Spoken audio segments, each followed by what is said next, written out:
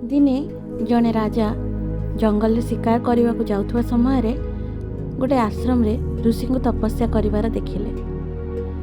जाइकी थकी जाइथिबा राजा जनक ऋषि को कहिले मते किछि खाद्य मिल पारिबो। ऋषि जनक कहिले मु तो ऋषि मो पाखरे खाइबा पई फलमूल छड़ा आ किछि आहार नाही। जहाँ भिक्षा मागिकी आणे ताहाको मु ग्रहण करे। आज जेहेतु मु भिक्षा मागिବାକୁ चाहे नाही तेणु मो पाखरे किछि खाइबाको नाही। आपण अन्य को आश्रम को जाइकी देपाई कहि पारंती। राजा जनक क्रोधित हो गले। से कहले मु ए राज्यर राजा आ तमे मते अपमान करूछ।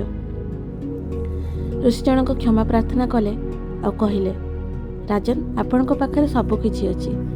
बहुत संपत्तिर अधिकारी आपण को पाखरे क्षणकर सब जिनस उपलब्ध हो पारिबो।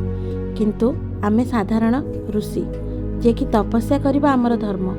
प्रभु को डाकिबा प्रार्थना करबा ही आमर क्रिया। खाद्य को आमे केबे आगरे रखुना। खाद्य आम पई केवल बंचिबार सहारा। राजन को क्रोध टिके शांत हैला। से धीरे धीरे ऋषिंकर कथा बुझीबाकू लागिले। आउ क्रोध शांत हैला परे से ऋषि को कहिले हो आपणक ठारू मु फेरिबाकू चाहुनी खाली हातरे। मु आपणक ठारू किछि गोटे मागिबा पई चाहुची। ऋषि जनक कहिले मो पाखरे जहाँ सक्षम हबो मु आपणको देई परिबी। कारण आपणको पाखरे नथिबा भलिया किछि जिंस नाही। आपण जेहेतु जने राज्यर राजा आपण बहु संपदर अधिकारी। तेबे भी आपण जहाँ मागुचंती मागंतु। जदि मो पाखरे सक्षम थिबो मु निहाती देबी। राजा जनक कहिले मो पाखरे हुए तो अनेक संपत्ति अछि किंतु मो पाखरे जहाँ नाही ता आपण पाखरे भरपूर अछि। ऋषि जनक कहिले कौन सेटा जहाँ आपणक पाखरे नाही आ मो पाखरे अछि। राजा जनक कहिले आपणकर ज्ञान। जेहेतु आमे अज्ञानी आमे टिके टिके कथारे क्रोधान्वित हो जाउछु। आपण मते खाइबा पई दबा पई मना कले मु क्षुधारे आसीथिली बोली मते सांगे सांग राग चिड़ी गला। आ मु क्रोधरे आपण को बहुत किछि कहिदेली। किंतु आपण से सब कथा को भूली मते क्षमा करि पारले। आपण को पाखरे क्षमा कला भलिया गुण अछि जहाँ मो पाखरे नाही। आपण को पाखरे क्रोध शांत करिबा भलिया गुण अछि जहाँ मो पाखरे नाही। तेणु आपण बहुत गुणर अधिकारी। आपण मते एतिके आशीर्वाद करंतु कि आपणकर किछि गुण मते मिली पारिबो। मु जेमति क्रोध को शांत करि परिबी आउ क्षमा करिवार गुण मो पाखरे निहाती रहिबा दरकार राजा हिसाब रे।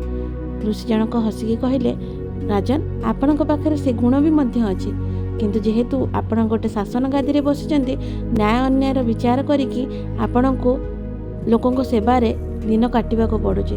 तेणु आपण निज भितर निहित थिबा गुण को जानि पारु नाहंती। राजन आपण भी दिने भगवान को शरण रे जांतु। आपणको पाखरे निहित थिबा अनेक गुण आपण खोजी पाई परिबे।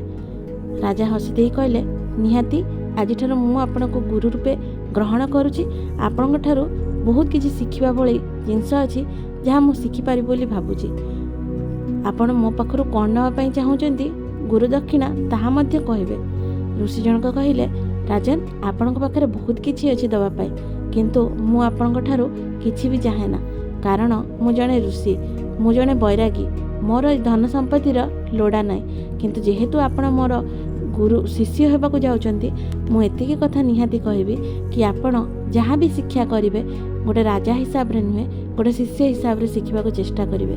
ताहाले जाई आपण प्रकृत शिक्षा ग्रहण करि पारिबे। ताहा ही मोर गुरु दक्षिणा हबो। राजा सेठू फेरी आसिले। आउ किछि दिन परे राजा तांकर शिष्य पाल्टी गले। कहानी रू आमे निहाती एतिकी शिखिबा पद पदवीरू केबे गुण मर्यादा आसेनी। गुण मर्यादा आसे तपस्यारू। तेणु जीवन जो कर्म आमको देछि से कर्म को तपस्या रूपे जदि आमे करि चलिबा ताहाले आमे निहाती आमे भूल ठीक रो ज्ञान पाई परिबा। आ ता भितर किछि गुण भी ग्रहण करि परिबा। आउ गोटे शिक्षा मध्ये हेतु आमे पाई परिबा सब मनीष भीतर किछि ना किछि गुण अछि। काहाकू निर्गुण भाबिबा आमर मूर्खामी हबो। तेणु चेष्टा करिबा सब मुहूर्त रे आमे काहाटू ना काहाटू किछि शिक्षा ग्रहण करिबा। ताहा ही जीवनर लक्ष्य।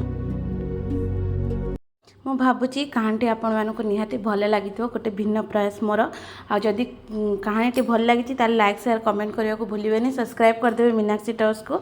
जय जगन्नाथ।